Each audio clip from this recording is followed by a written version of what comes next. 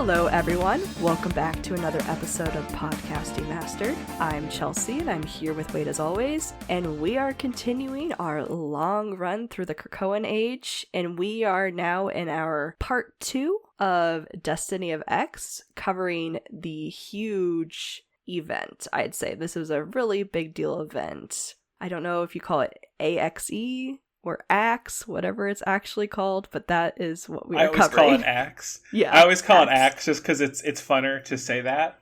Yes. But A.X.E I think was the official terminology, as it was happening. But A.X.E is fun, so A.X.E it is. Yeah. I think they were very proud of themselves when they came up with that, or they were specifically like, we must have these 3 groups in this storyline and make it A.X.E. I hope so. I hope so. Well, and I'm sure that this partly came up because of like the Eternals movie. They were putting the Eternals back in the spotlight, and not that this wasn't just like a throw it against the wall and hope it fits situation. They were preparing for this for a long time. I think it was Kieran Gillen. I think that's who it was, who wrote all the Eternals stuff, like, leading into this. And that took place over the course of, like, a while, it seems like this whole prelude to Judgment Day before we knew Judgment Day was ever going to happen. Stuff with the Eternals and Thanos and stuff like that. So they announced the event and everybody's like, oh, cool, it's a summer thing. Like, it is, like, Avengers versus X-Men versus Eternals, like... we had Avengers versus X-Men. Now we have Eternals in it too. But it actually turned into a big thing. Yeah. It was quite effective on like the front of all 3 groups. Even at the beginning, you think like the Avengers are just kind of like in the middle of it. Nope, not really. It's still very much like their story too, leading in and coming out of. Like it's really everybody's ordeal. So hopefully we do a good job of explaining that today. Yes, we will try our best. But yeah, definitely understand like it was a little bit of every group, because we also get to learn a lot more about the Eternals in this. So definitely for people who aren't familiar with the Eternals, like you do get kind of thrown into their story, but you also like get to learn a little bit more about kind of like their society and obviously their huge part in this whole thing. But kind of you briefly mentioning the movie, I almost would say people should watch the movie a little bit before they want to dive into this, because it's kind of like a little bit. Yeah. Yeah, it just kind of gives you like a base understanding of like who and what the Eternals are. Although the MCU Eternals, they're adjusted a little bit for that universe, like, but not in any crazy way that matters. Everything you take out of the movie is still very much just like it all is the same basically for the comics universe. And before this event, I didn't really know a whole lot about the Eternals. But luckily I also didn't have to go and like educate myself for 10 hours on their history before, because they kind of explain what you need to know before it happens in this story. And I love when writers are able to do that, because the Eternals, they have a pretty good history. I mean, they're not that old, really, in the grand scheme of like comics history. They haven't been around that long, and they're not terribly complicated, but they're there. Yeah, it's just a lot of characters you need to know, and so it's definitely good to just kind of take your time with it, just like digesting information if you aren't familiar with them. And all the characters that you need to know in this story are in the movie. Like, yes. They're all there. You get a few extras. You get a few extra Eternal relevant characters in the story, but it's like, oh, it's this person, they're this person. You're like, oh, okay, cool. And you just go on. Also, for the people who have only seen the movies and not read much of the comics, Thanos is involved to a degree, because he is also an Eternal. Although he's like a mutant Eternal in a way. So basically, he's like a mutant or an Eternal deviant. That's kind of how they see him. And so we get to deal with his like great uncle. ? I think that's who Uranos is, his great uncle. Yes. Like his grandpa's brother. I think that's who. They're like he all is. Related. Yeah, and then but then of course you have Eros too, which again if you saw the Eternals movie, Eros is Star Fox. That's who Harry Styles played for like a minute. Yeah. in the end there. So, which is pretty fun. I mean, Star Fox is a very complicated character, but they kind of do him a little bit better in this story than a lot of his stuff in the past, but we don't have to talk about that today. We can stay in happy, nice ground for today. We don't need to happy is a big, to say about this whole event. Well, I mean, as far as Star Fox goes, yes, we don't need to talk about the complications of his existence. So no, he gets a positive story for saying this. That's for sure. He but does. Everybody else, He's we're the going hero, through. Yeah. Mm-hmm. Okay, so this story it's kind of massive, folks, okay? So hopefully we can go at a pace and explain ourselves clearly as we go. But leading into the story, you get this story with the Eternals and Thanos. Takes place well before. It's kind of to establish like where the Eternals are at, as far as like the story goes. But essentially, the group, the Eternals, they have a Prime Eternal who's like the Eternal who's in charge, basically. And I don't think this is said in the movie, but there are 100 Eternals strewn across the world, and they've all been there for like a million years, like for forever. Forever. Mm-hmm. Not important. They're there. They're supposed to protect. They're supposed to do 3 things. Okay, one is to protect Celestials. The second one is to protect the machine. The machine is planet Earth and how planet Earth functions as far as like the life cycle goes and stuff like that. They have to protect the machine. They can't do anything that hurts the planet, essentially. And it's also like it is more of a machine because it's like it's the Earth AI, basically. Yes. Yeah. Mm-hmm. And that's one of those things with the Eternals where like you can go really far into that, mm-hmm. or you can go, oh, the machine is Earth. Yeah. There you go. You don't need to get into like the deep part about how the Earth was technically created and how the Earth created humanity and all this other stuff. Not important. But it does have terribly. A voice in this it does, yes. Story. So it matters like to what happens, but you don't have to understand it. So when they're talking about the machine, they're just talking about Earth and the creation of life, essentially, on Earth. So that's number 2. And then the third one is to correct excess deviation. Mm-hmm. So basically, like, when evolution takes a wild turn, they gotta cut it off. They're like, nope. See ya. Which, well, we'll talk about that in a second, I think. Mm-hmm. So basically, you have the Eternals. They have a Prime Eternal. That Prime Eternal ends up murdered. Which is fine, because Eternals come back to life when they die, like, they're immortal, so whatever, man. Yeah. But because of the death of the Prime Eternal, Thanos is working with Druig, and if you've seen the Eternals movie, Druig was in the movie. He's wildly different in the movie than he is in the comics. Druig in the comics is legit like comic book supervillain. Yeah. like steepled fingers, tee-hee, I'm plotting. He's that person, but he's an Eternal, so he can do whatever he wants, basically. Although, what's his face? Barry something or another? Barry Keoghan? Yeah. Love him. Love him so much. But I can't connect these two Druigs because they're not the same at all. Could you imagine though? I'd let him play. I mean, yes, I could believe he could do it, but it was just like, whoa. Yeah. Very different. So basically Thanos and Druig, they get together and they do evil plots, and they're like, we're going to like rule the Eternals together. So Thanos will become the Prime Eternal, and then Thanos can do Thanos-y things, and it's fine. Whatever, man. Well, that doesn't quite work out. It actually ends with Thanos being removed and Druig becoming the Prime Eternal because, oh gosh, Druig is more evil than Thanos. Who would have thought? So Druig is in charge of the Eternals, and it's basically like a unimind democracy. All Eternals are connected kind of telepathically to create the unimind. So if they need to make decisions on the part of Eternals, they all do it together. But like only the Prime Eternal can kind of like function in that way. He can call everybody together. He can do the thing. Mm-hmm. So Druig is basically like, hey, we've noticed that mutantdom is kind of getting up on their high horse lately. And a million years ago, during the birth of telepathic monkeys on the planet, they thought that this was excess deviation as it was. Mm-hmm. And they're kind of like, well, we'll kind of let things stand and see what happens. And a million years later, now we have mutantdom. Who coming out of Inferno and everything else, the public knows about resurrection, and they're pissed. Fairly legitimately, because to them, the public feels that mutantdom has immortality, and they're not sharing it with the rest of the world. Like, it's that simple, right? Yeah. Mm-hmm. It's that simple. Yeah, it's not fair.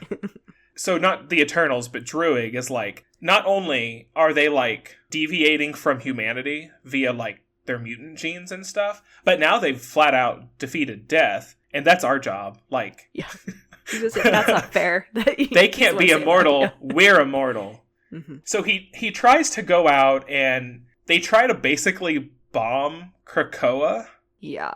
Like, via, like, this huge, like, underwater nuke, basically. They were just kind of, like, send it over underneath the island and then, like, blow it up from underneath it.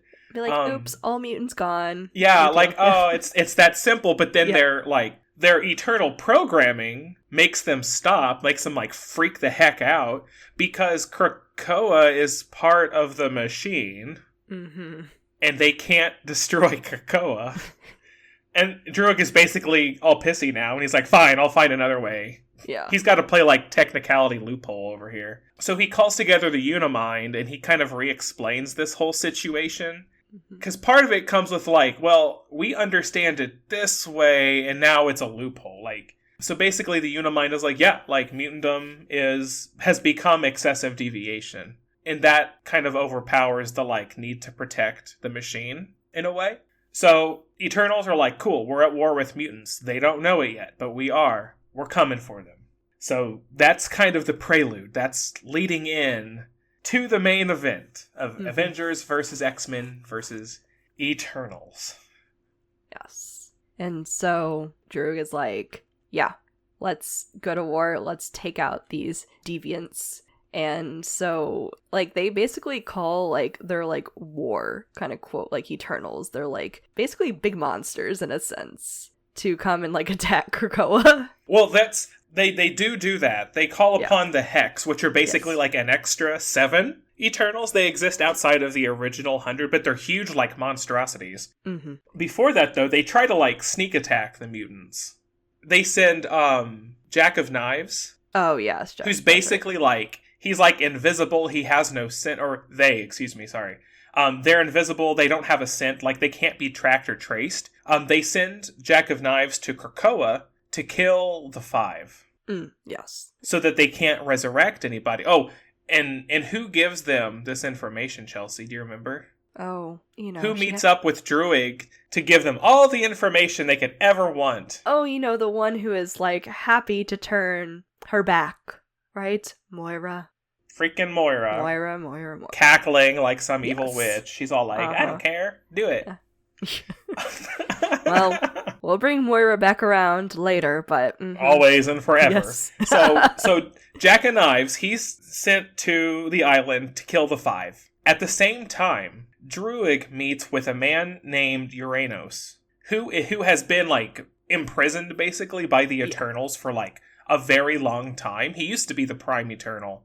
He's not anymore. He is Thanos' great uncle. And he's basically like, nah, war is great. Death and destruction is amazing. Y'all should try it sometime. He's who Thanos like wants to be, but is not. Because his take on the tenets of Eternals, the whole like protect Celestials. Well, we have to protect the Celestials. Yeah, they're basically gods. How best do you protect a god? Put them in a prison. They can't do anything, nothing get to them. Great. Number 2, protect the machine. Well, everything is an enemy of the machine, right? Like anything that's not eternal can and has the potential to hurt the planet. Animals, fish, plants, humans, they can all do something negative to the planet. Therefore, enemies of the machine, wipe everything out. In the whole galaxy, that makes sense. The galaxy can destroy the machine. Yeah, let's kill them all. And then correct excess deviation is basically like anything other than an Eternal. So he's freaking crazy, but he's strong as heck. He's probably one of the most powerful beings in the entire universe. It's bonkers what he can do. But so the Eternals locked him up. They said, you're not going to go anywhere and you're not going to do anything. But here comes Druig. It's like, hey, dude, we've got this problem. And Uranus is like, well, you can let me out and I will make sure you have 0 problems. And Druig is like, I'm not that desperate, but I'll give you a trial run. I'll give you a trial run. So, Uranos knows what's happening because he can, like, when you're imprisoned there, like, you can still see, like, what's happening everywhere. Mm-hmm. Why? I don't know, but whatever, man. Less exposition, I don't know. Unimind, I don't know. Yeah, Unimind, yeah. So basically, Druig releases Uranos for an hour, where he'll, like, at the end of that 60 minutes, he'll automatically pop back into his prison cell. But he sends Uranos to Arakko, to planet Mars. And in that 60 minutes, the planet is, like, absolutely devastated. And not as scratched as he get. That's going up against people like Magneto and the Great Ring of Arakko. None of them stand a chance. Like, he comes in and just absolutely demolishes everything. Yeah. And also, specifically with that, like, he's given an hour, but he's like, please, I can He doesn't, he's like, he needs like 15 minutes. Yeah, it takes him, I think the stats in that part was, it took him 20 minutes to destroy 98% of life on Arakko within a 50-mile radius. The specifics, and it was like, nobody stood a chance to get him. Yeah. And it's so bonkers because, like, this doesn't really come out of nowhere necessarily, but the X-Men, like the Quiet Council, they're meeting at the time, and they're like, because Destiny is like, oh, I'm having a prophecy, and the Eternals are coming to kill us. They're coming to kill all of us. And everybody's like, can we have context? And Destiny's like, no. As Destiny wants to do. But, and it's one of those things where it's like timing stuff. Like within the panels, and they're like, oh, and Storm is on Earth. She's in Krakoa at the time, thank God, because that would have been terrible for her. But they're like, Nightcrawler, get up to Mars, warn the Iraqi that something is happening while we deal with this. And of course, like while they're meeting, that's when Jack of Knives, he like quietly kills Goldballs or Egg, excuse me. Yes. He kills Egg. But then Wolverine is like, something awful is happening, and he stops Jack of Knives from killing the rest of the 5. Mm-hmm. So he manages to deflect the assassination attempt, but it's only because, like, Jack of Knives stabs Goldballs with his, like, daggers or whatever, and, like, Egg's blood. Wolverine caught on to Egg's blood in the air or something like that. But anyway, Nightcrawler immediately goes to Mars. The Great Ring is meeting already. Fantastic. That's convenient. But the second he gets there, he, like, senses it in the air, and he's just like, oh my god, everybody get out. And then, like, not 3 seconds later, my favorite, the most beloved, and I forgot her name. Iska. Okay, I was like, Iska?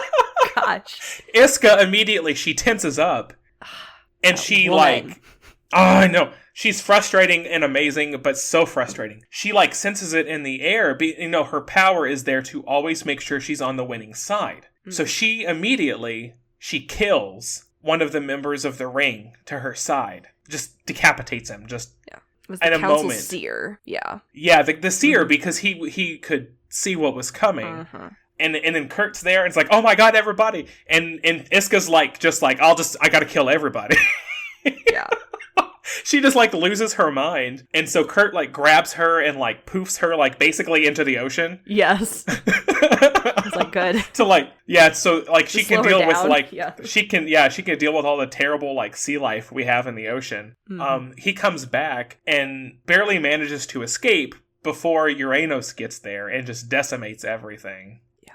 And everyone. I love those scenes. Those are such good scenes there. Oh my gosh. Yeah. But basically he comes back to Krakoa, and he's like, oh my god, you all have no idea what just happened. And Destiny's like, yeah, we're all probably gonna die. Things aren't looking right. They're not looking great immediately, like a minute and a half into this whole situation. Since when the Eternals are like, yeah, we're going to war, all of this happens, like, immediately, right off the bat. So that leads to Druig. He hijacks everybody's electronic devices on the planet, and he's basically like, hi, this is Druig. I'm a good guy. I'm an Eternal. You all know us, right? We're the good guys. I would never just jump into your head like Xavier would. What an invasion of privacy. That's why I hijacked your electronic devices. Haha. I'm such a good guy. But he's basically like, yeah, I know you all are mad about the mutants and all of this, like, crazy cool technology and powers they've been hoarding. we're going to take care of him for you. Don't you worry, because we're here to protect humanity. And everybody's like, oh, thank the Eternals, praise be. Yay. So he's like, so what we're going to do is that we're going to war, and we're summoning the Hex, and there's going to be these big kaiju monsters just kind of like roaming about the planet. But don't you worry, they're not here to hurt you. They're only killing mutants, so like, yeah. It's fine. And everybody's like, thank God, yeah. And it's so messed up. Mm-hmm. So the Hex are like kind of spread out throughout the planet trying to like find mutants. One of them goes to Krakoa, and of course the Quiet Council's like, get people on that. So they are all rushing over to the ocean trying to like fight back this humongous like geometric monstrosity. And then the Avengers show up and they're like, we're gonna help you, don't worry. And Cyclops is like, after everything you've done, you expect us to trust you. And being his Cyclops' right self, you know? Yeah. But then they become best friends, and it's fine. Him and Captain America are best friends now. Yay. So they all fight, and everything is great. And then, yeah. Well, everything is not great. They're doing the best they can, but the problem No, not at all. Oh, yeah. Not at all. I was like, not at all. They're like...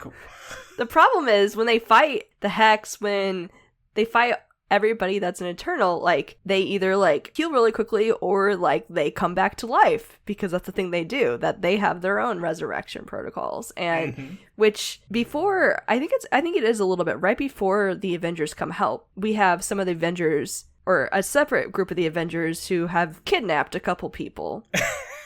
And one of the people one of the people they kidnapped was Cersei. And comic book Cersei is so different from movie Cersei. Like, she's mean and she's awful and she's sassy. And she's basically like Emma Frost, but worse. Where she's like, I'm gonna do jerk things, but I'm gonna look my absolute best while I do it. Wow, that's so unfashionable of you. Like, she's very much that person. Yeah. But yes, Tony does absolutely kidnap her. And he's like, tell me your eternal war secrets. And she's like, I have no idea what you're talking about. And he's like, yeah, you do. Like, what are you guys doing? She's like, I'm not with Druig. Like, excuse me. Like, not with her. I don't know her. Yeah, exactly. And he's like, well, you have to know something, kind of thing. And she's like, well, I don't, but I don't like him, basically, so I'll help you guys. She's like, why don't you tell me what you know? Yeah. And I'll tell you what I can tell you.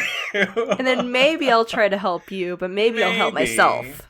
So that whole thing happens, and Cap comes in, and he's all like, Tony, stop being a jerk. Yeah. Like, she's an Avenger, stop it. Yeah. And she's all like, oh yeah, I am.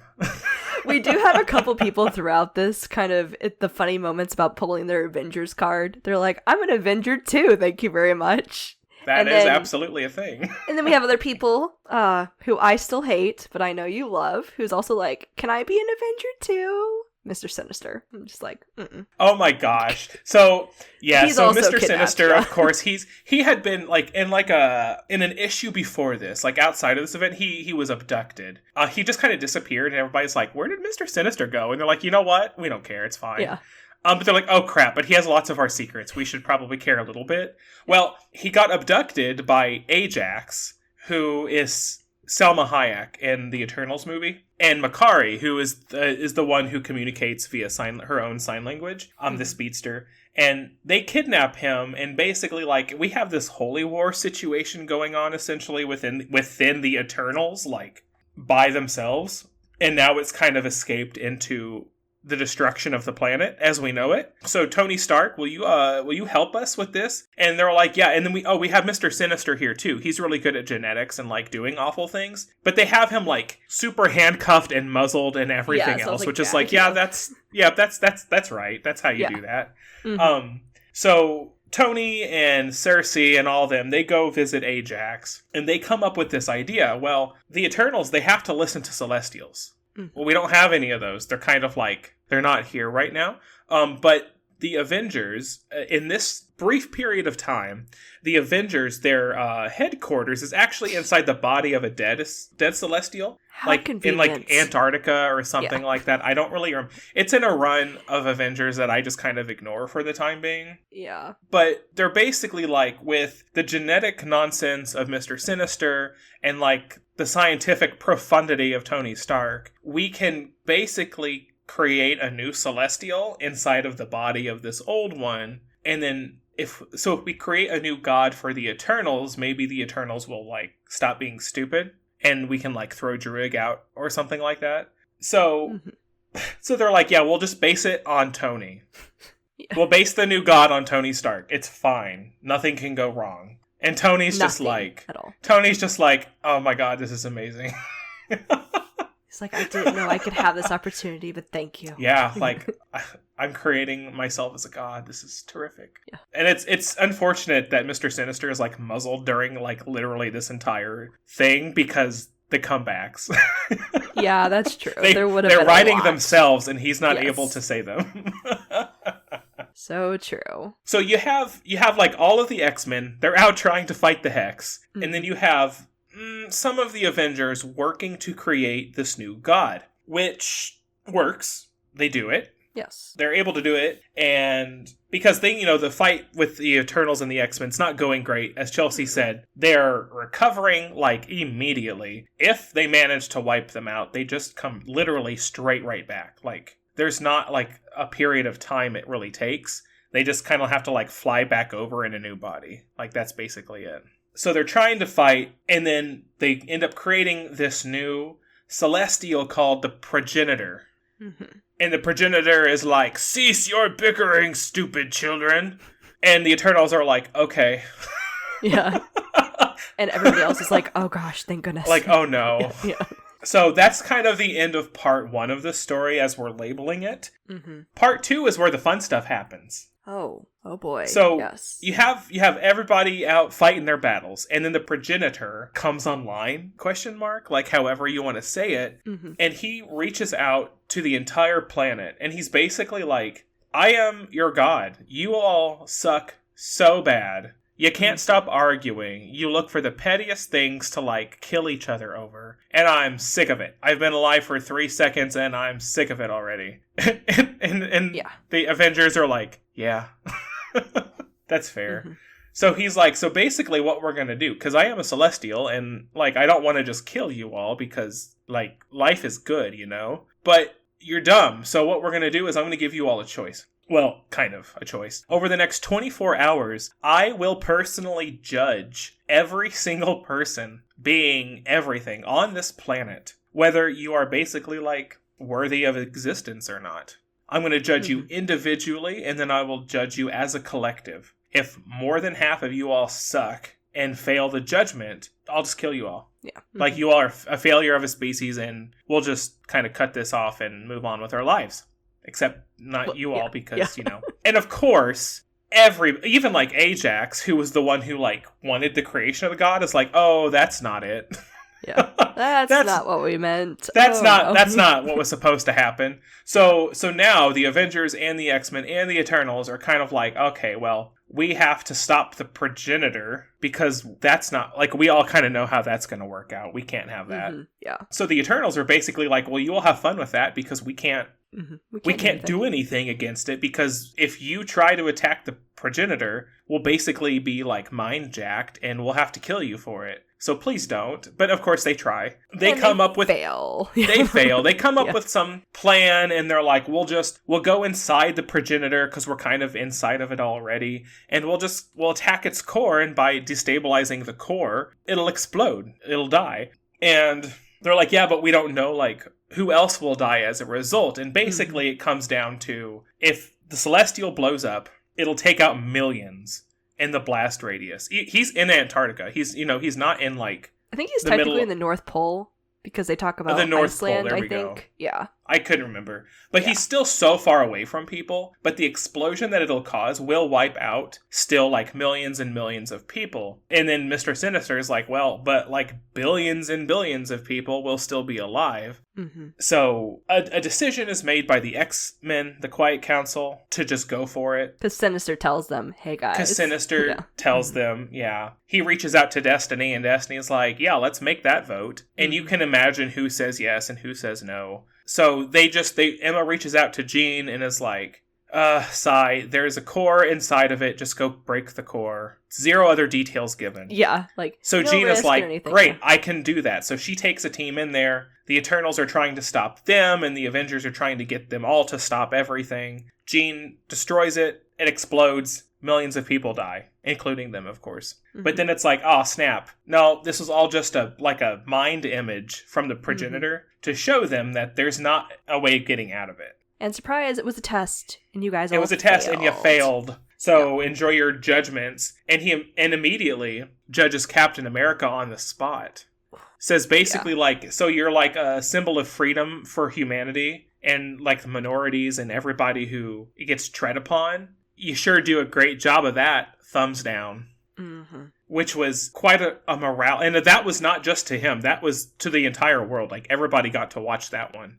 Yeah. So that was a little bit of a morale buster for the planet. Mm-hmm. So basically, they all just kind of sit. Now, like, Cap doesn't get murdered. Like, you don't get, like, judged poorly and then he kills you. Mm-hmm. It's just kind of like he moves on to somebody else. So everybody's kind of beaten up by that. Like, all the Avengers are like, oh, that's a bummer. Yeah. like, that doesn't look good for the rest of us. Yeah. It's like, that doesn't bode well for us. That's for sure. Yeah.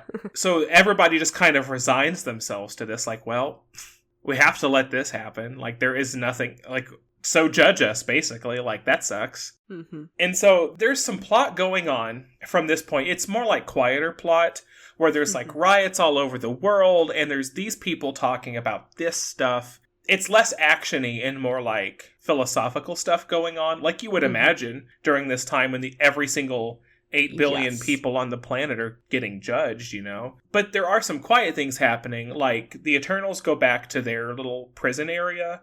They release Eros, who is Star Fox, who, if you don't know his power set, Star Fox can basically, like, manipulate the, like, pleasure sensors in people's brains. Mm-hmm. And in the past, he's done some really not cool stuff with that ability. But Cersei is like, well, but you can, if we can find a way to amplify your power, because it's very short range. Like, you have to be in the room with him, essentially. If we can find a way to amplify your power, and you can reach the entire planet, you can use your powers, basically, to make everybody get along for the next 24 hours, so that they're judged, like, positively. And then Eros is like, yeah, except we're dealing with a god who knows we just said that and will immediately fail everybody and myself. Like, no, we're not doing that. Yeah. So during this stuff, there's a lot of side stories that happen. Like, we have tie-ins to the event. There are side books. There's all of these things. And it's one of my favorite parts of the story. Because, one, it's a little slower. Mm-hmm. You get to... All of these things happen, like, so fast. The story is told so fast in the main book, but these side stories are a little slower. You have a focus on individual characters and groups as they are judged by the progenitor. Mm-hmm. Well, and it's also what's really unique about this whole event is that the way the story is told itself, like, we get some narration from the Earth itself, basically. Also kind of like loosely judging people and kind of like talking about things that are happening and doing their own commentary. And then we also get moments too from the progenitor side of talking about things. And then another thing that's interesting is because, like, these are all superheroes, so we typically only get like their point of view on things. But we also do follow a couple of just like normal-ish humans throughout this time, this whole entire storyline. The Six. Yeah. I forgot about them. Yeah, and we have been following them throughout, like, the whole story so far. Like, in every book, you get, like, a couple pages where on the one page you see each of these 6 random people. You're like, why are we seeing about these 6 random people? And kind of how their lives and stories are progressing through this terribleness. Mm-hmm. Overall, it's just really interesting because they don't all think the same. They all have different backgrounds. Some of them have been affected with loss. Some of them are just selfish. Some of them are just, just tired. Trying to get by. Yeah. Everyday life. And so it's really interesting how all these characters do kind of like tie into the story throughout, like whether they connect with certain characters later on or how their whole outcome may completely change on life by the end. But I was going to move on to talking about our X-Men or all of our mutants. Yeah. So a lot of the stories with the X-Men we see with like kind of some one-on-one stories with some of the characters being judged by the progenitor, and they'll bring up parts of their past and stuff like that, and to be judged in that way, like, of course, which was kind of sad, but also a little funny, but overall sad. I'm not going to mention too many people that were judged because that would take forever for us to go through that, but like, Emma was judged. Like, she was one of the earliest people to be judged. One of the first, yeah. Like, yeah. Right after Cap was judged, yeah. Yeah, and she was given the thumbs down. And this is something that still talked about a little bit, like, in a meta way, like, when we talk about the story, is how people are judged. Because it's not based on the same thing. Like, not everybody's judged in the same way. And a lot of that is based off, well, because we know who's judging the main people, because they're judged within, like, the main story. But in the tie-ins, in the side books, those judgments, they're all based on, like, who's writing that book, right? And this is my understanding of it. Yeah. The progenitor is not judging people based off of, like, you do good, yes, you do bad, no. Or, like, its own sense of morality. It's basically seeing a person and understanding how that person judges themselves. That's where it makes sense to me. Where he doesn't look at a person and just see, like, a canvas of their good and bads and stuff. He sees their life, he sees what they stand for, and how, like, what they do with that thing. Like, when it comes to Cap, yes, he stands for something good. He's a symbol of freedom, and the right choice, and stuff like that. Getting back up again. But if you were to, like, take that and make it a goal, you know, that is a unreachable goal. There's always going to be injustice to fight for. There's always going to be this. And so he's going to fail at that goal always. He will always fight for it. But there's not enough he could do to solve the problem. You know what I mean? But when he looks at Iron Man and sees how Tony has shifted his entire life to making up for, like, being a warmonger, for doing all of these things when he was young, but now he fights that exact thing on a daily basis and succeeds at that, Tony gets passed. Although there are people who question Tony passing because... Oh, there are some petty petty people. Oh, because Progenitor is based on Tony himself. Yeah. If I was to have a father, it would be Tony Stark. Yeah. But I thought his moment overall was really good in that, and, like, showing like his journey. But I don't think the progenitor was consistent, because specifically, like, with Emma, reflecting on what Emma is like, the progenitor said it was based off of Emma's choice to abstain from voting with the Quiet Council on whether to have, like, Jean and company attack. She's the only person who abstained. Yeah, and she did it because... And the progenitor saw through it because it would make Emma look, you know, not good or bad per se. It just depended on whatever happened. Yes. And, like, well, that's true, but it is a little unfair in the sense because Emma has grown. Like, overall, like, if you look at everything she's done in her life and where she is today, like, you know, she's still Emma we love, but, like, she's not the villain anymore. She cares and she acts on caring and stuff, and it's a little interesting because I feel like the progenitor does look at certain things, but then also just, like, one particular choice you make, which we do see that I feel like with sometimes of the other it's characters. Like, this is how you live your life. This is about that one thing that you did a million years ago. This is about that thing you just did a second ago. And then later on, when he judges Jean. Yes. And he's like, do you remember that one time when you were the Dark Phoenix and the Phoenix Force inhabited your body and made you destroy a planet? Sucks like, to be you. No, you don't pass. And she's all like, well, of course, she's like, I understand that. But still because that's such a huge source of guilt for her, like, constantly forever. But later on, now she comes back later on with some snapbacks. With some good stuff. Yeah, with some good stuff. But there's a lot of really complicated judgments going on, and there's some very simple ones too. Like the Miles Morales judgment, where Miles, or the progenitor, he doesn't always appear as, like, his celestial self. Sometimes he appears, like, in the minds of the people. They see somebody they love or something. Miles is out saving people, doing the Spider-Man thing while all these riots are stuff are happening, he's there on top of a building. He looks up and sees Peter Parker Spider-Man, who is the progenitor, but Miles doesn't know that. Yeah. And Spider-Man's just kind of like watching Miles and just kind of like lifts his thumb to give Miles a thumbs up. And Miles just kind of like gives it back to him and like swings off to save more people, which I just find that so cute because it's so simple. It's so simple. And then like Miss Marvel, she gets a pass because he appears to her as Captain Marvel, you know, her role model, and not Carol is like, hey, shouldn't you go over there and like make sure your parents and family are safe during all of this craziness? And Kamala is basically like, well, no, because all these other people need me out here too. I can trust they'll take care of themselves and I can save everybody else. And she runs off to do the thing, and the progenitor is like, good, like, you pass. Good choice. And although I think my favorite is the Doctor Doom one. Where the Celestial shows up to Doctor Doom like as himself. And they're just like staring at each other. And then Doctor Doom just like laughs and walks away. And he's just like, the only person who judges Doom is Doom. So whatever. Yeah. And the progenitor is like, you know what? You're right. You pass. Yeah. Which is like, okay. Yeah, no. So there's so many strange moments where you can kind of be like, yeah, I guess that makes sense, or sure. And then other moments you're just like, I don't even understand. Like, this whole thing is flawed. Like, things are sketchy, which means it's just not. And Mr. Fantastic passes? Are you kidding me? Whatever. Yeah. Whatever to that one. Yeah. But so we have all this going on with, like I said, this is everyone, not just our heroes or villains, just regular old people also getting judged. But we also have some other things going on, specifically in some of the X-Men tie-ins. So with X-Men Red, we have Arakko basically recovering, quote unquote, from the devastation. From being decimated. Yeah. Yeah.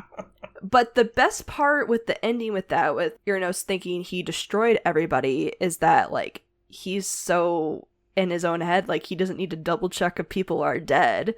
So you see some of the remaining mutants and stuff just, like, slowly, like, crawling out from the debris, barely hanging on. And you're like, okay, not everybody died, because during the fight, Magneto gets his heart ripped out. And you're like, oh crap, he's done for. Oh my god, that fight is so freaking crazy. Yeah. It's so crazy. Like, that is all just insane, because with Magneto, too, in our last episode, we talked about how both Magneto and Storm took a stand for being on the council on Arakko as, like, you know, we are not just the, quote, you know, high and mighty, you know, mutants from Krakoa that just can, you know, get reborn all the time, like, you know, that, you know, death doesn't matter. He's like, no, we commit to life here. This is where we're living. We are a part of your people. We are getting rid of the resurrection protocols for ourselves. There will be no backups of us. So when we die, we die. And so when you see this whole fight with Magneto getting his heart ripped out, you're like, oh crap, he is like completely done for. And Uranos is such a jerk about it too. Yeah. Like, he could have just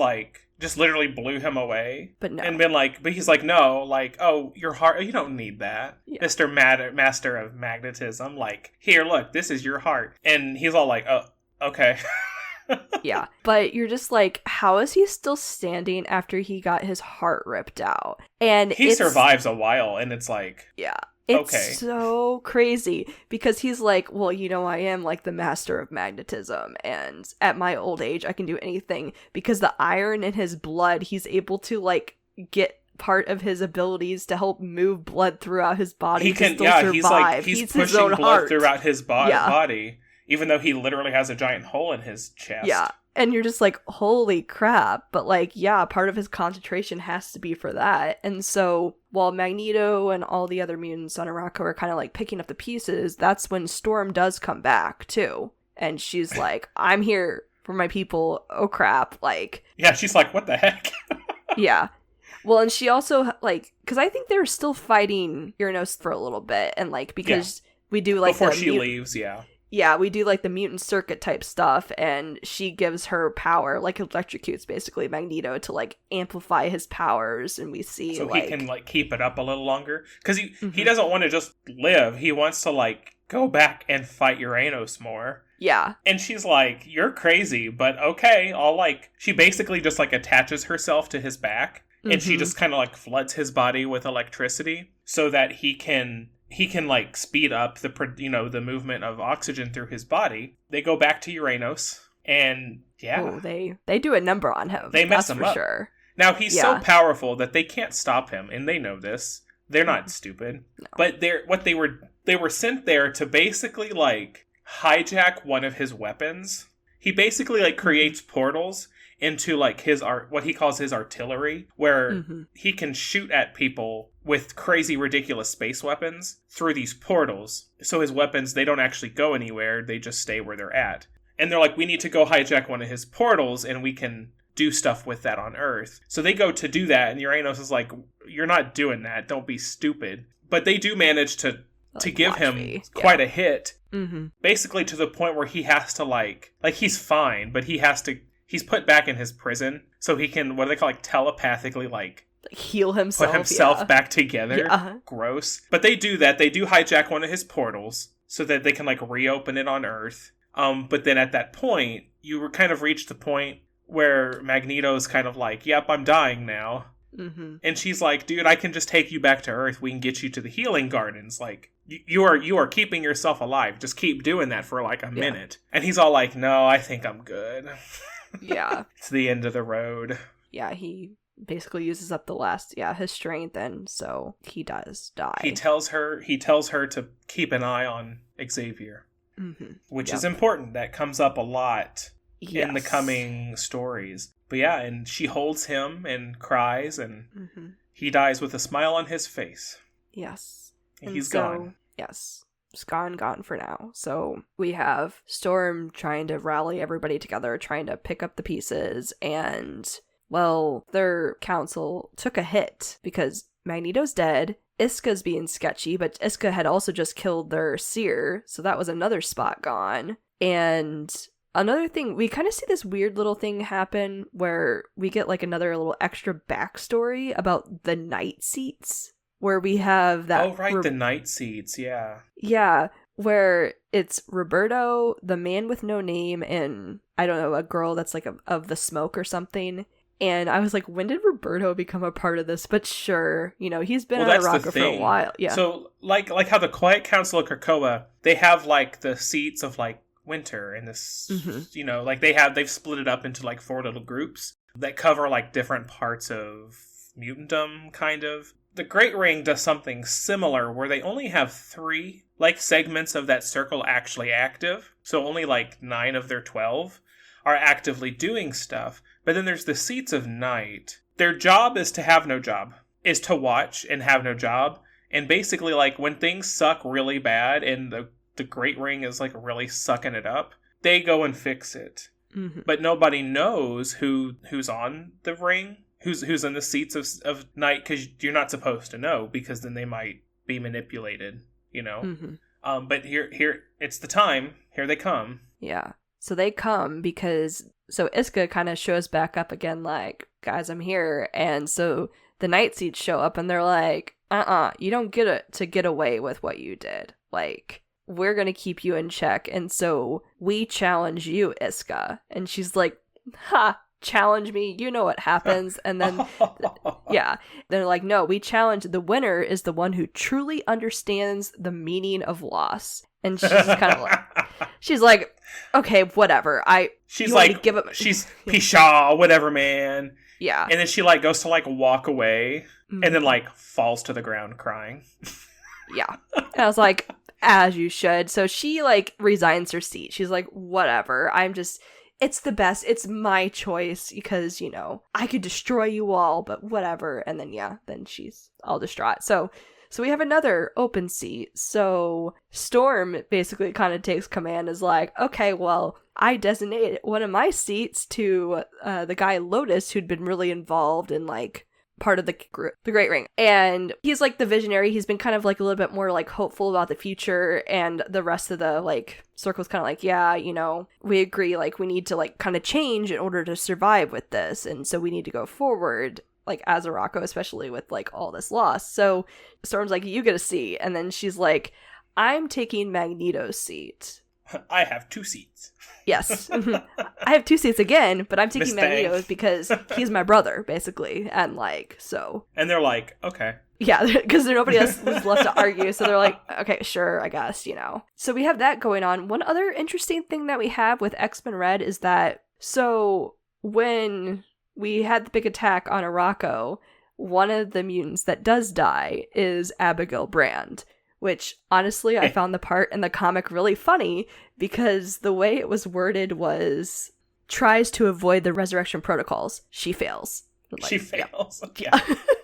Yeah. So well, her death is kind of major for future stuff. Yes. But that's not a story for right now. Yeah. Well, the little tidbit that they give a little tease is that Cable's kind of been like, something's up with Brand. Like, what is happening? And then he's like, hey, WizKid, you and I, do you feel like we're on the same page? Like, Brand's gone at the moment. Can you, like, hack into her stuff or something? And he's like, sure, let's see what Brand is actually up to. And then that's, like, the big cliffhanger for that part in this storyline is, oh my gosh, what is she up to? Which, clearly, they probably discover that she has been working with Orcus, because we have already seen her playing all the cards everywhere. So we'll pick that up, I'm sure, in our next episode. Don't you worry about that. Cable is unhappy with the results of their snooping. Mm-hmm. Yep. You could say. Yes. So moving on to another one of the X-Men tie-in books we have is continuing on the story of Legion of X, which does kind of coincide a little bit with the stuff that's happened in X-Men Red, because one of the mutants that was also fighting on Arakko to try to save Arakko was Legion. Oh, I forgot about this. Yeah. And this moment, this is such like a, he's come so far. He's one a of those precious little cinnamon roll. Yes. Oh my gosh. And he's just doing the best he can. And, his father's just like, you're a problem, child. I don't want you to exist, basically. And he's like, but you're not watching. You're not listening to me. And so we see a little bit, the story I kind of mentioned in the last episode did actually finish up a little bit before this A.X.E portion where I call her the big eyeball. I should actually remember her name. I never remember her name either, don't worry.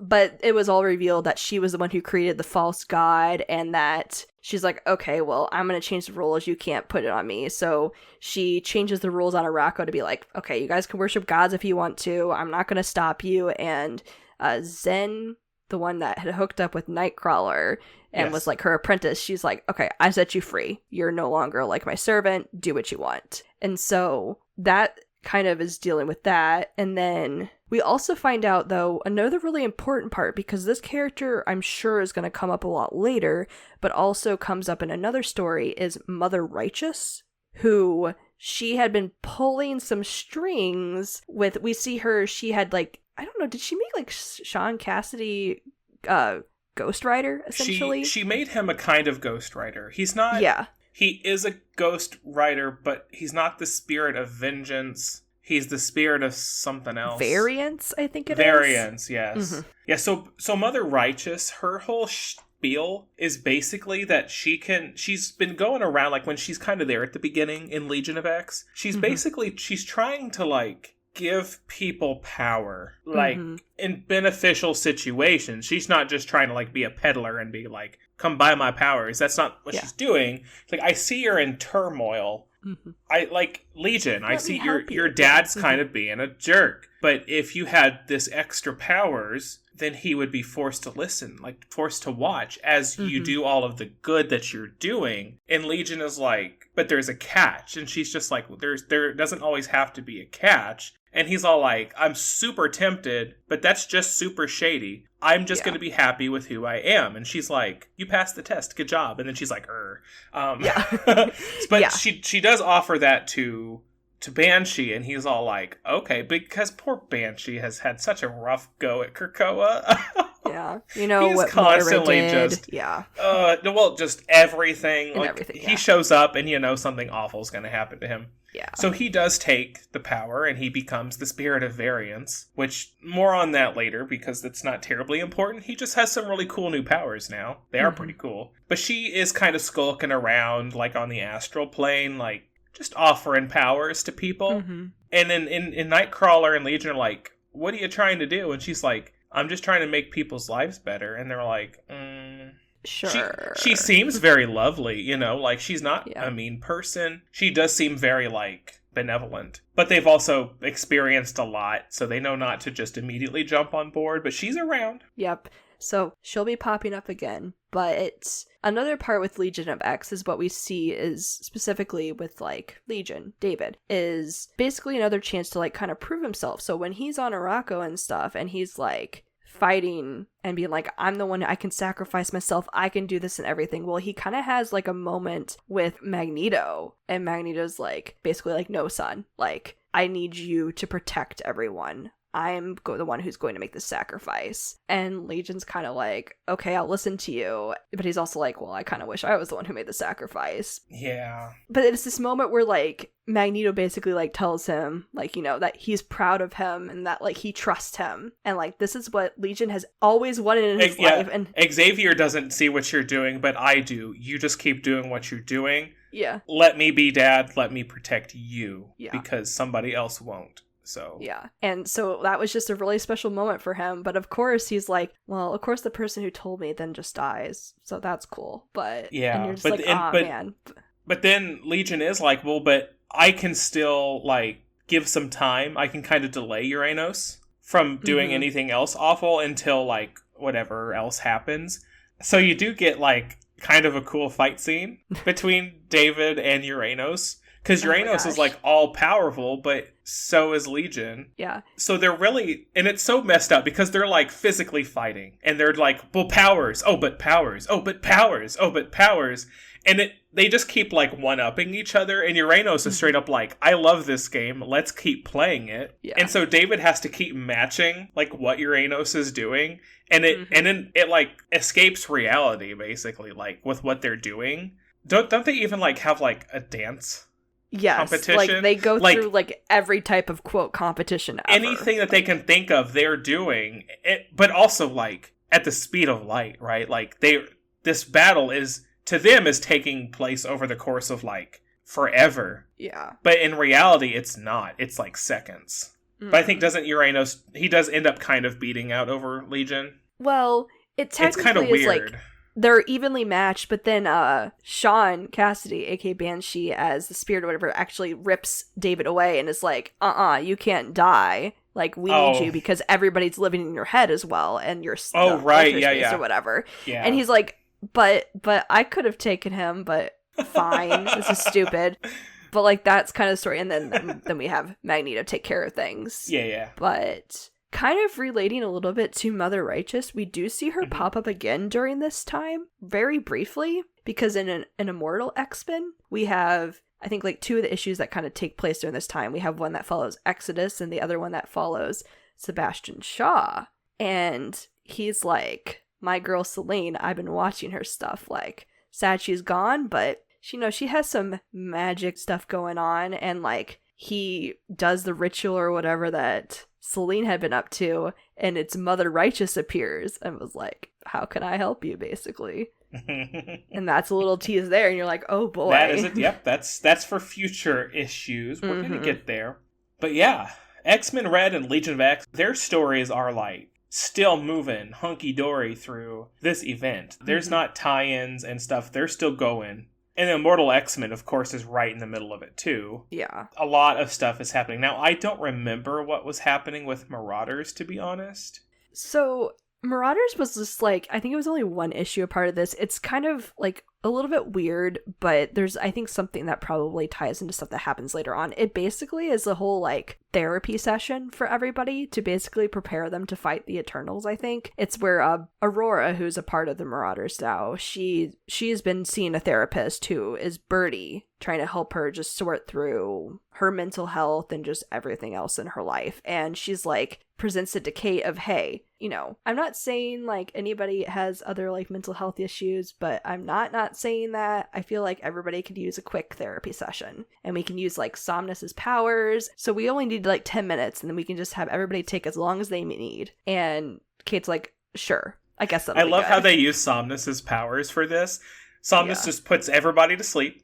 Absolute chaos could be happening around them. He puts them all to sleep and then psychically connects their dreams. so they can have an infinite long conversation, Mm-hmm. like in the blink of an eye, before they just wake back up again. I love how they use his powers. Yeah, it's really creative ways to do that. But in a sense, it's just everybody kind of feels a little bit more refreshed and a little more there with themselves. But at the very end of that issue, we get, I think it's like a message of some sort, like some text at the very end. And it's this message to Kate about like, hey, I can help you with the box. Because in the couple issues way back, like Kate had gotten that box that was like the whole treasure map craziness through space and time about getting back the old mutants that had been murdered by the Shi'ar. But this person who said the message was like, I can help you unlock this box to basically help bring those mutants back. And the message is from Cerebra, who really hasn't appeared at all. Oh, right. Oh, good lord, yeah. So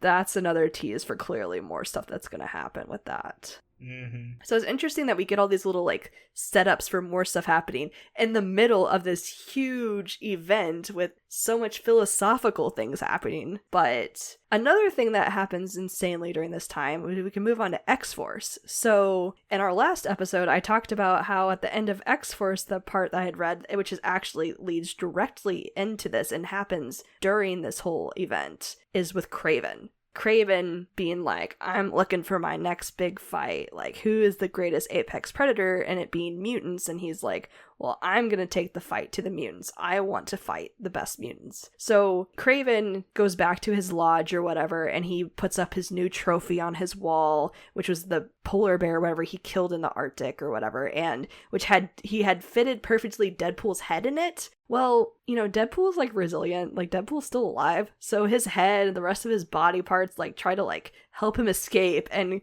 Kraven's like, what the heck is happening? And he's like, what is up here? And he's like, do you know anything about the mutants or whatever? Basically, it's something. And he's like, yeah. I think Deadpool was saying something like, I can travel to and from where Krakoa is. And he's like, well, how do you do that? You're not a mutant. And then he takes like a staff with Deadpool's head to use as his way to get onto Krakoa. You know, more people just using more mutants and other body parts that people allowed onto. X-Force is so gross. Ugh. Yeah. And then Kraven just has a field day, just like killing random mutants. And he's like, man, these are all easy. So he finally finds one, like this kid or something. He's like, who's the strongest mutant here? And they're like, I guess Wolverine. And he's like, I need to find Wolverine. So it turns into this whole thing where I don't know how Kraven easily finds out about like the, what is it called? The Shadow Room, which is their simulation room that like Beast controls. Well, Kraven gets to Beast, which Beast is very surprised that like somebody got to him. And it's like, haha, sucker. That's fair. Yeah. And he brings him into the Shadow Room as trying to taunt Wolverine to come in. And so Wolverine comes and like Beast is just trying to like survive, and he's like, I haven't fought in a long time, like I'm the one who's normally making these plans, I'm so angry. Grah. And Wolverine's just like, okay, there, Beast, you know, you'll be we're fine, kind of yeah. And so it's just this huge fight in the Shadow Room that Kraven turns into the Savage Land. Because it's like, this is the ultimate place to fight. It's like, it's all primal and everything. And Wolverine's just like, dude, like, we're in the middle of this, like, the end of the world. And you're all like, we want to fight. And so finally Wolverine does overtake Kraven. And Kraven is like, do it. Kill me. And Wolverine's like, nah, man. I'm not gonna do that. Just like get out of here. And so then as like Wolverine's like, you need to leave, a big T-Rex comes and like chomps on Kraven and like drags him away. And then there's all this whole thing with like the whole computer program that's gonna be shut down because they recognize a virus in it, so it's gonna explode. And so Wolverine takes Beast out of it or whatever, and then they're like, oh, the program's gonna explode. And then Wolverine's like looking at what remains. It's like, I can't find Kraven. I hope he made it out there.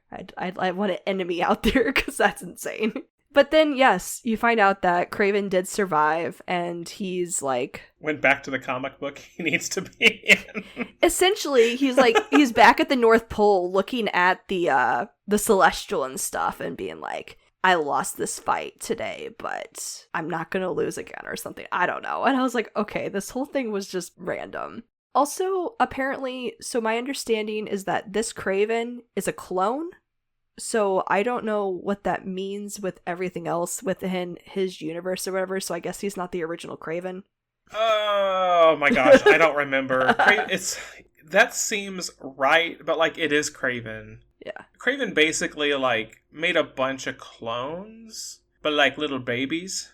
Okay. And he raised them to like... So like his children. Yes.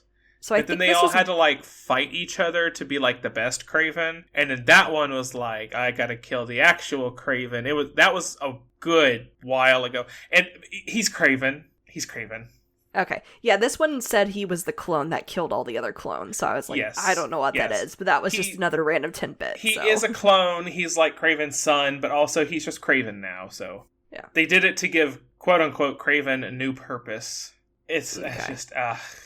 But anyway, yeah, so not only did our mutants on Krakoa have to worry about the Eternals and also dealing with being judged by the Celestial, they had to not enjoy, obviously, Kraven just waltzing right into Krakoa because all of their enemies can easily get onto Krakoa. You guys seriously need better security, like what the freaking heck? And then just starts murdering random mutants and then going on a fight, just wasting Wolverine's time. Like, seriously. Okay. Yeah.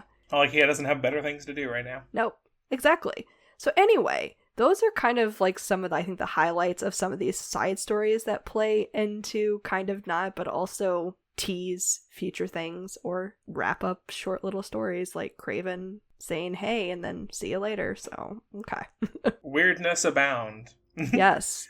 But anyway, let's get back to our end of the world situation of everybody being judged. Whew. So things are kind of quiet as they're kind of waiting judgment and trying to set things up in the background. We talked about that a little bit earlier.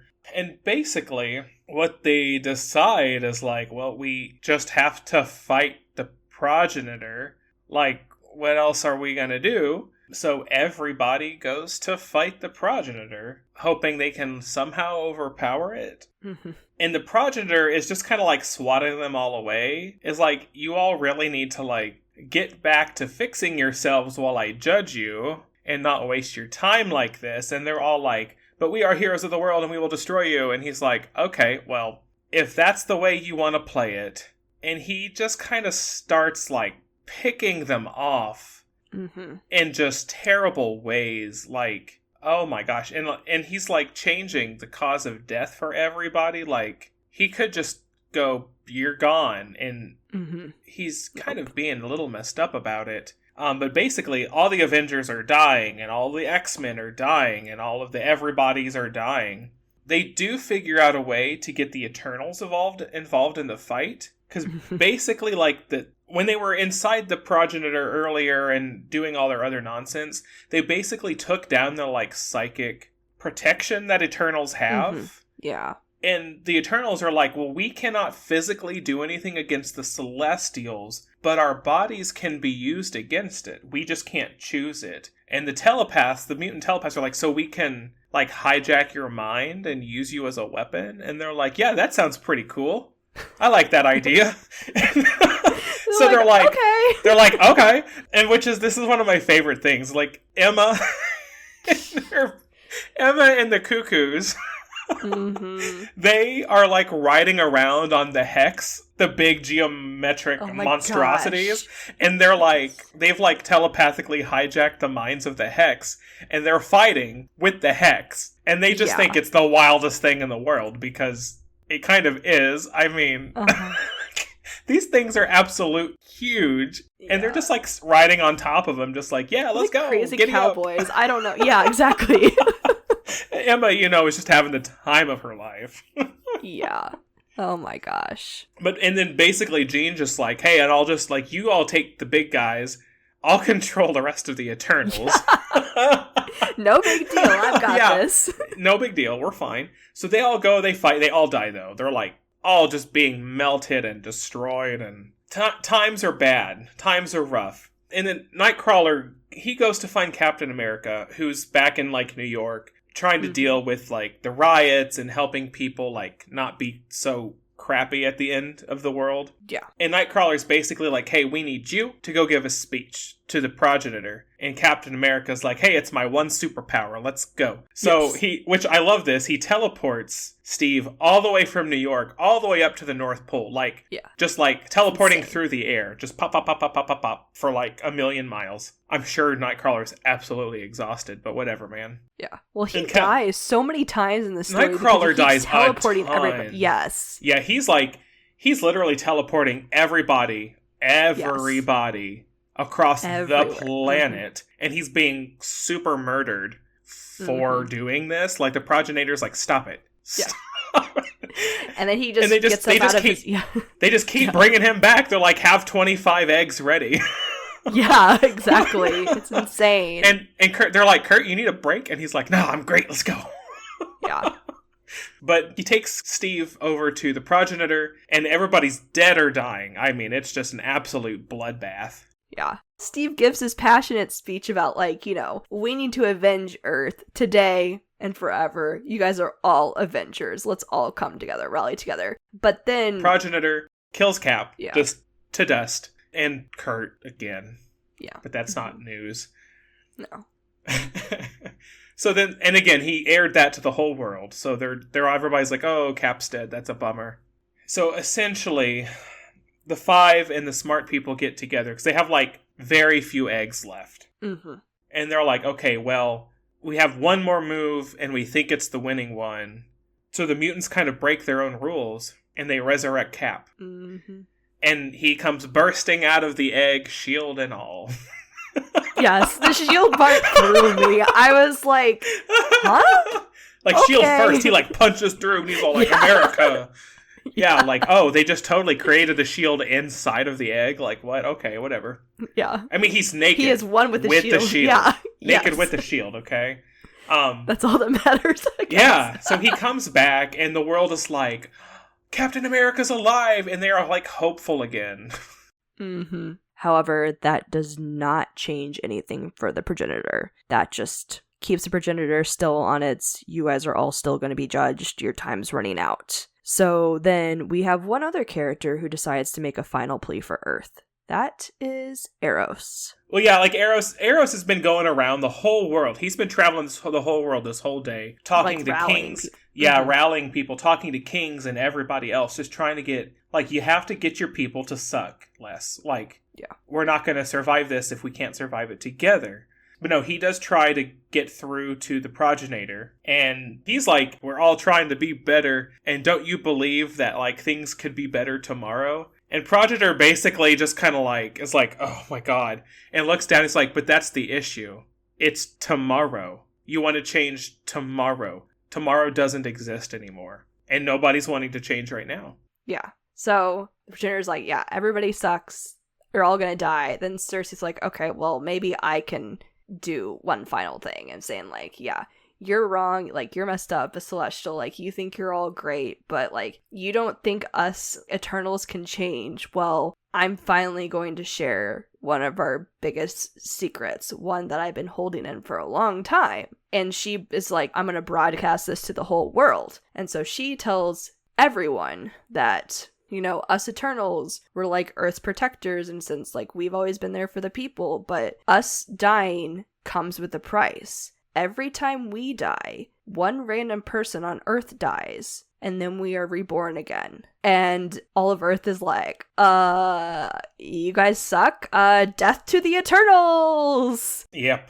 And the Celestial's like, I hear you guys. Bye, Cersei. And destroys her and like kills her like once and for all, like wipes her from existence. She's gone. Yeah, but it's one of those moments that kind of leads towards the end of like these turning points to being like, some of these people are not quite what I expected, or that the fact that the Eternals can change, that's interesting. I'm gonna keep that in mind. And then this is when everybody is kind of like being like, you're perfect, you are not a god. Like, progenitor, you're a little hip.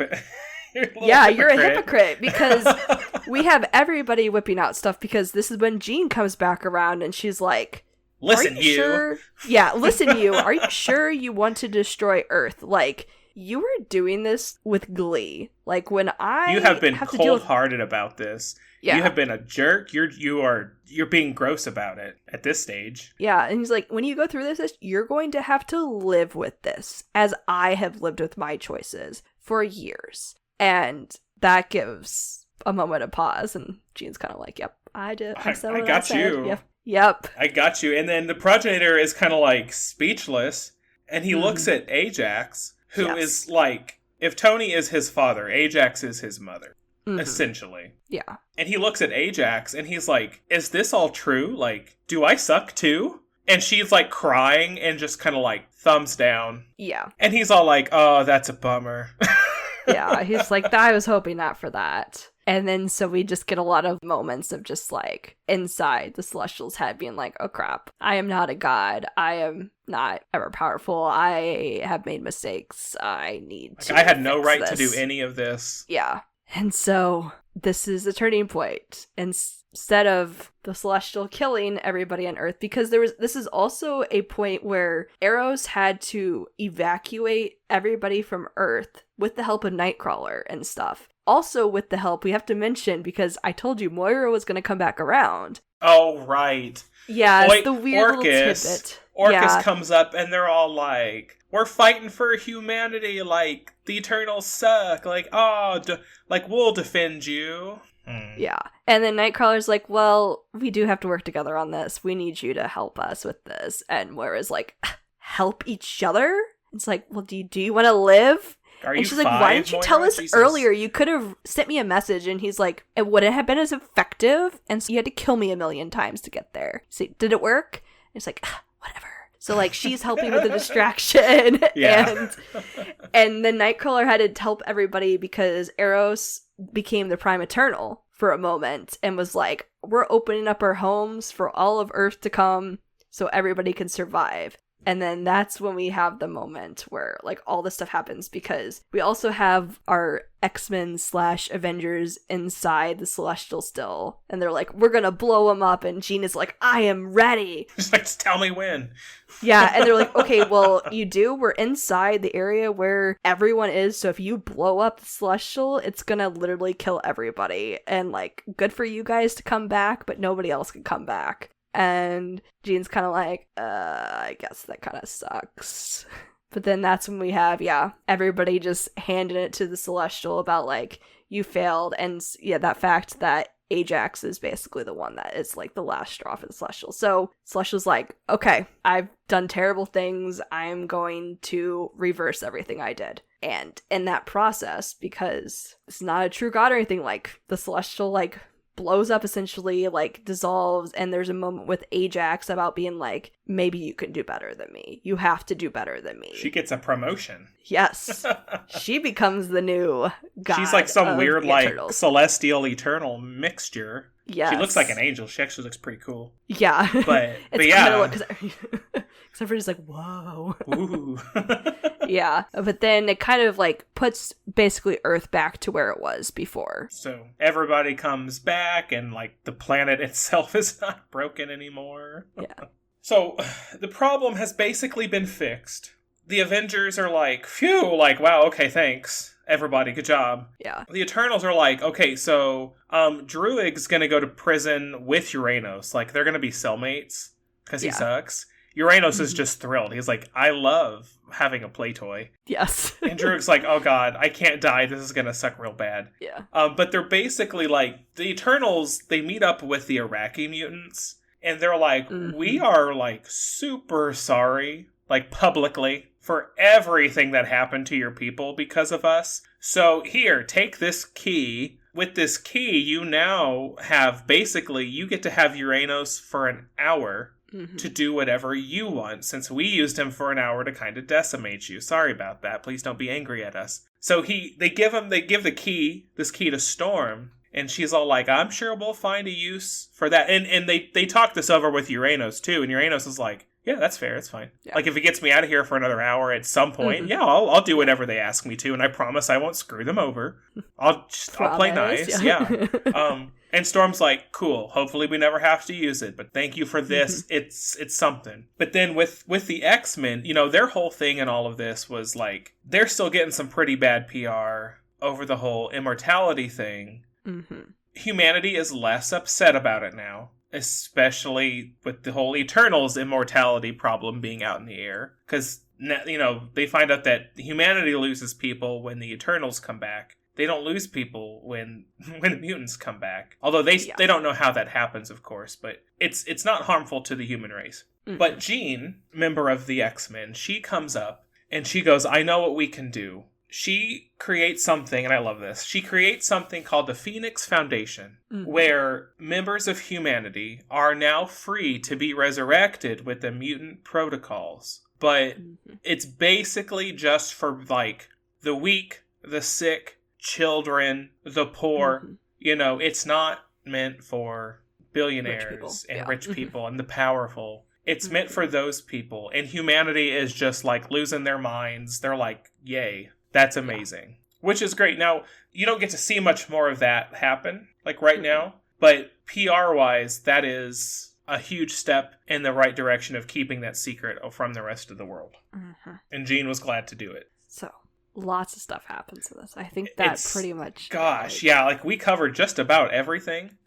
Outside of, like, the particularly small details. But wow, it was a huge event. So much stuff happens. And like we said a long time ago, this is not something that just kind of like moves into the background and we forget about. The Eternals, the X-Men, and the Avengers, they carry this forward from now on. This is something that's happened, and even all of humanity, they remember what happened. Even if they came back to life, they know what happened. They understand that they were judged to be not worthy of of existence, basically, because they suck. Yeah. So the understanding is that maybe we can create a better world now that we've kind of, like, suffered for not doing our best. Yeah, and listeners, I would definitely say I would recommend, if you have been following along with us going through this Krakoan Age and are interested in reading, comics here and there, I think that this event, I would highly recommend reading. It also might help things make a little bit more sense in a way, because we tried our best because there's a lot going on, but it is a really crazy experience to read this one. Oh, it's dramatic, it's funny, the art in this event is amazing. Absolutely amazing. So if you're interested, and it's only like, what, 6 issues? Yeah. Really? Like, there's all the tie-in, the side stuff. Read the whole event, and then if you want to look at other things, go for it. But like six-ish issues just for the Judgment Day event. Like we said, a lot of stuff happens within those pages. Yes. So take a look at that if you'd like to. Now, since really we're focusing on mutantdom here, we're focusing on Krakoa. This, of course, this is basically an X-Men event. This has huge repercussions in the days ahead. At some point, we'll get back to you all with Destiny of X Part 3. We've got some other upcoming episodes we hope you'll like in the future. Yes. Got a movie review coming soon. And another book review. So if you want to... X-Men, yes. That's not X-Men, absolutely. The Return of Aragon, indeed. Yes. So, listeners, if there is something you want us to cover by the end of the year, make sure you let us know so we can get that in there for you. So we would love to hear from you and know what you'd like us to talk about. So, anything else you want to add, Chelsea? I don't think so. Okay, well, listeners, if you're not following us all around the World Wide Web, go find us at Pod Demastered, everywhere you can be, pretty much.